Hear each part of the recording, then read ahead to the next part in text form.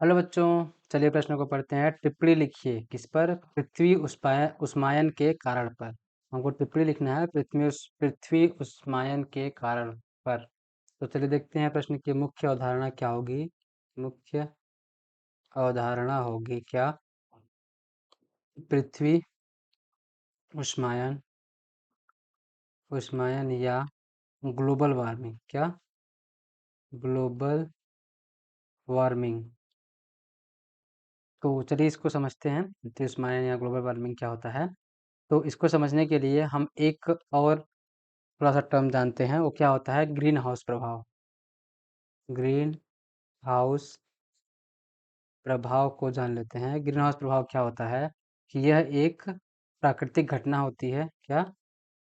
प्राकृतिक घटना होती है जो क्या करता है कि पृथ्वी के वायुमंडल या पृथ्वी के वायुमंडल की निचली सतह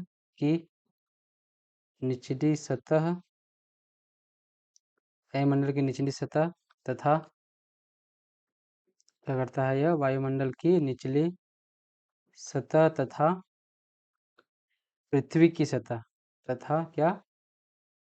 पृथ्वी की सतह को गर्म रखने के लिए क्या करता है? गर्म रखने के लिए उत्तरदायी होता है। गर्म रखने क्या करने के लिए? गर्म रखने के लिए।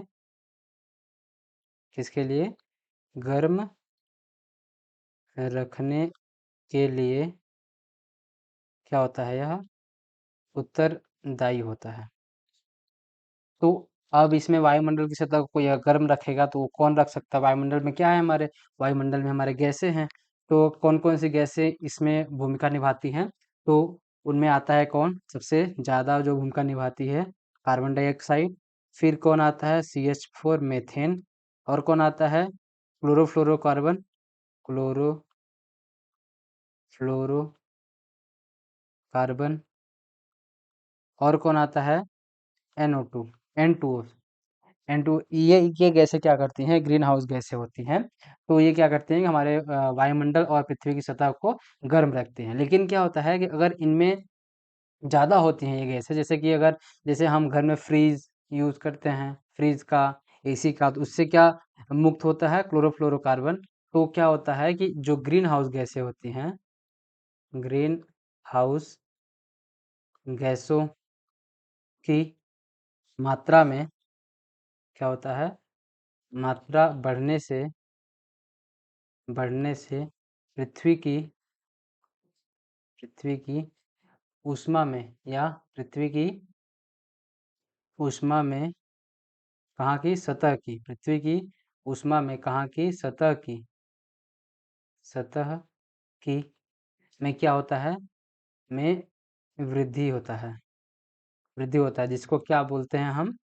उष्मायन या ग्लोबल वार्मिंग। ग्लोबल वार्मिंग कहते हैं। अब ग्लोबल वार्मिंग के फलस्वरूप होगा क्या? कैसे क्या होता है कि इसके कारण क्या होता है कि जो ध्रुवीय बर्फ होती है, क्या? ध्रुवीय बर्फ पिघलने लगती है। पिघलने लगती है जिससे क्या होता है कि जल का स्तर जल का स्तर किसके? समुद्रों के जल का स्तर बढ़ने लगता है। अब पिछले साल मतलब पिछले कुछ सालों में क्या हुआ है, कुछ दशकों में, कि पहले क्या था? वर्तमान में क्या होगा कि वर्तमान में क्या पृथ्वी की सतह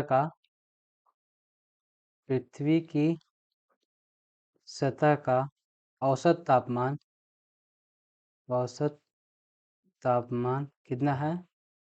15 डिग्री सेल्सियस। लेकिन क्या हुआ कि 20वीं सदी में इसकी वृद्धि कितनी हो गई?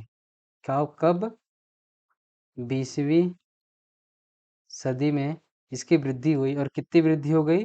0.6 डिग्री सेल्सियस की वृद्धि हुई। और ये वृद्धि कब हुई? ये अधिकतम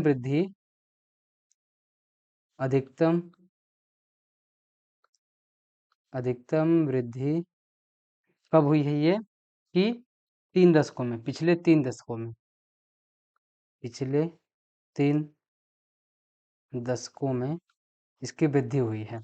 तो ये क्या है हमारा, पृथ्वी का उष्मायन के कारण।